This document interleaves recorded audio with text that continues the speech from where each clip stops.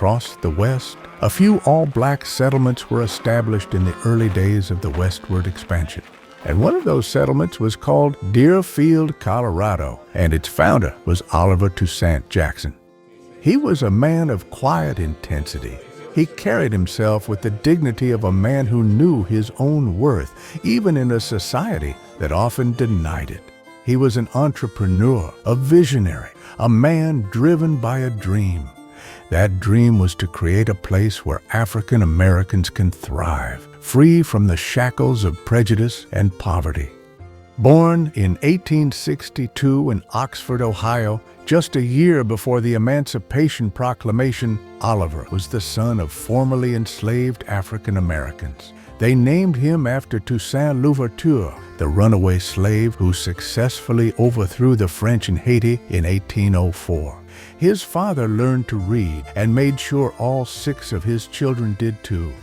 At the tender age of 14, Jackson stepped into the world of catering and restaurants, honing his entrepreneurial skills. But as he started to settle into his manhood at the age of 25, Oliver Jackson did what so many in generations that followed would do: go west. Oliver learned the bitter taste of inequality early in life, but he also inherited a spirit of resilience, a determination to rise above his circumstances.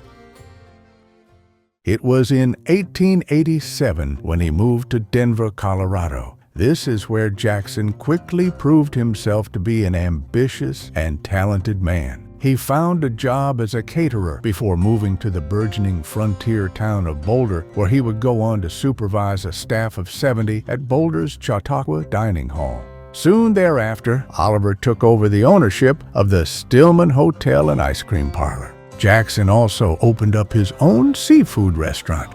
His restaurant received high praise for its food, particularly the oysters. Jackson successfully operated a series of profitable businesses and was able to save enough money to buy a farm that he owned for 16 years. But it was now 1908, and Jackson knew all too well the struggles of fellow African Americans in Denver and Boulder, along with the limited opportunities and the constant grind for survival.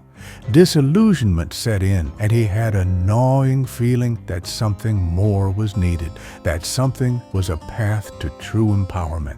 The answer, he believed, lay in the land, in the promise of self-sufficiency that came with owning a piece of the American dream.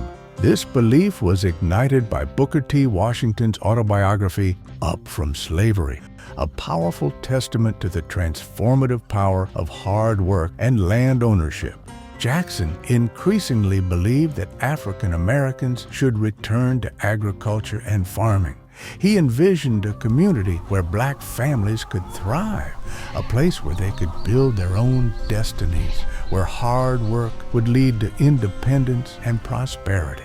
This vision took root in the fertile soil of his mind, becoming the driving force of his life.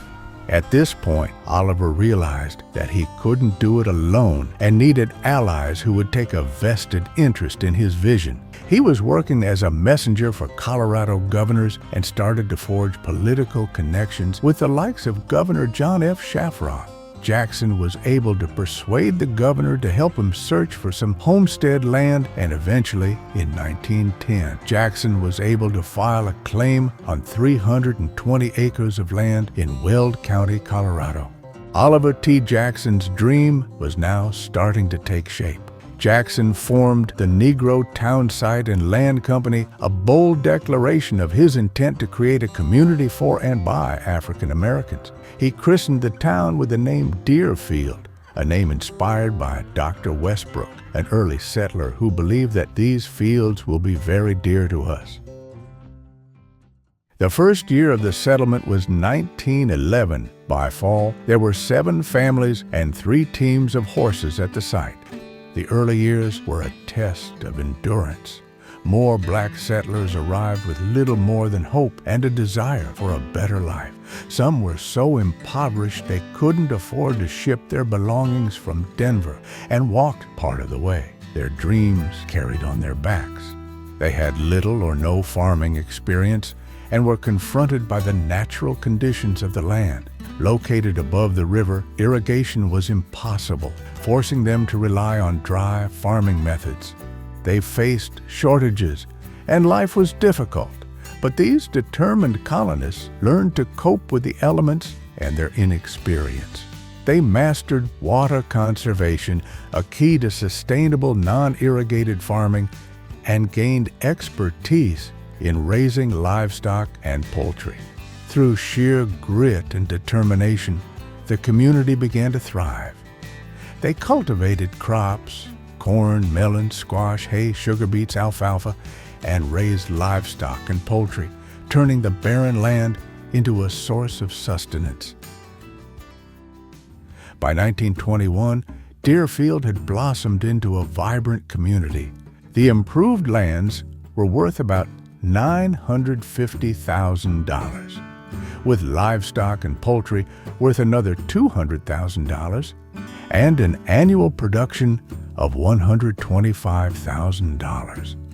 In today's dollar, that would amount to over $17 million with an annual production of almost $2 million. Deerfield became a beacon of hope for African Americans across the country, a symbol of Black self-reliance and achievement. News of its success spread through newspapers and magazines, attracting settlers from as far away as Minneapolis and Kansas City. At the heart of it all was Jackson, the tireless promoter, the unwavering believer. He extolled Deerfield's virtues in promotional pamphlets, emphasizing its rich soil and breathtaking mountain views. He never stopped seeking new residents or new opportunities to expand the community's reach, and often found himself helping many of the new homesteaders who had very little agricultural experience. But fate, as it often does for ambitious African Americans, had a cruel twist in store. The Great Depression and the Dust Bowl, a double blow of economic hardship and environmental devastation, brought Deerfield to its knees. The rains stopped, the creeks dried up, and the crops withered under the relentless sun. The settlers, lacking water rights and dependent on natural rainfall, were forced to sell or abandon their farms, watching their dreams turn to dust. By 1940, Deerfield was a ghost of its former self. Its population dwindled to a mere 12 souls. Families packed their meager belongings and headed for Denver's Five Points neighborhood or further west, seeking work and a chance to rebuild their lives. Jackson, however, remained, clinging to his dream. He refused to abandon Deerfield, even as the buildings were sold for lumber and the town faded. Jackson transitioned in 1948. He was 85 years old, a man who had spent his life building a better future for his people. Today, Deerfield stands as a haunting reminder of a dream deferred, a testament to both the resilience and the vulnerability of African American aspirations in the face of societal and environmental forces. Even in its ghostly silence, Deerfield speaks volumes. It whispers of the indomitable spirit of Oliver Toussaint Jackson, a man who dared to imagine a different world and, for a brief, shining moment, brought it to life.